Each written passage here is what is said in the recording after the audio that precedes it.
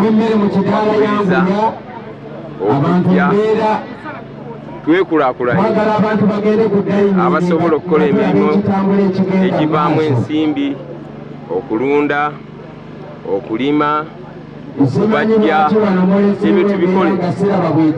Ekibiina kyaniriza bayimaamu bonna okuva mu ggwanga era tekiina gwe kisibirayo.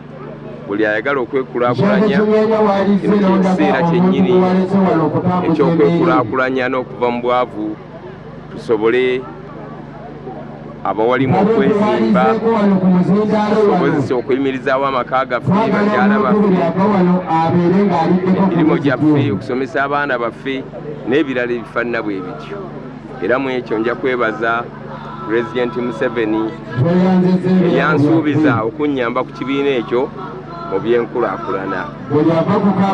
Tujjumbire puroguramu za gavumenti ey'owakati zisse mu nkola ezitujja mu bwavu okwekulaakulanya. Era mu ekyo tumwebaza Pulezidenti okuba nti yassaako omukono ku Islamic banking, tulaba nti egenda kugasa kinene eggwanga lyaffe erya Uganda nga tesosodde Muisiraamu n'atali Muisiraamu, kubanga Islamic banking eba egasa abantu bonna nga teriiko kusosola.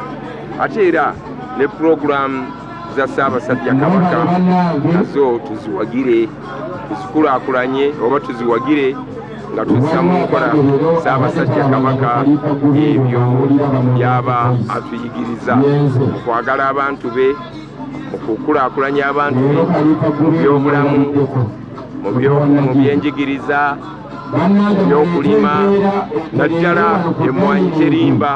Mu ekyo twebaza Katikkiro wa Buganda, emmwanyi terimba tumwebaza Katikkiro wa Buganda olw'omulimu omulungi gwakoze mu kukulaakulanya abantu ba Buganda ne Uganda okutwalira wamu ku mirimu egivaamu ensimbi.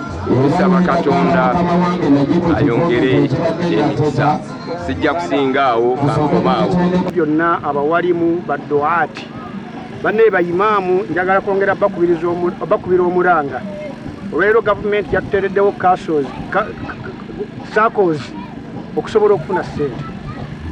Bayimaamu muveeyo mwewandiise muyingire mu SACCOs tusobole okufuna ssente ez'obusiraamu ezigenda okutuweebwa n'ezijja tusiŋŋaana nga tweteeseteese. Nga bw'olaba ekibiina kya mukadde waffe Supreme Mufti Ndirangwa, ekibiina ekyo mukyeyunule musobole okufuna entandikwa, musobole okutambula, musobole okugenda mu maaso. Omuntu yenna n'abeere ateefeeko okugenda kwewandiisa kubeera ng'afuna ssente, tojja kutambula. Bannange, obusiraamu buno okusobola okubutambuza kukola. Imaamu abeera asaaza ate n'akola. Tewalya kya haramu kubeera ng'olina omusirigo ogw'ennaanaasi, naddala abe mu kyalo Kayunga, ng'olina omusirigo, olina boodabooda yo, okubeera nti boodabooda ereeta omutwalo n'osigala ng'otambula. N'olwekyo Islamic Bank gye twafunye egenda kutuyamba okutujja mu bwavu, tujjumbire. Duka buli w'omanyi wonna awagenda okubeera omugaso, weewandiise osobola okubeera nga ogenda mu maaso. Akatereke kabayimaamu emizikiti egyo gye musaalizaamu abasiraamu, emizikiti gya Allah. Temuboola basiraamu, muve mu byobufuzi by'abantu. Omuntu yenna akujja ku kituufu mute. Inna hadhihi ummatukum ummatan wahida wa ana rabbukum fattaquni. Allah bw'atyo bw'ayogera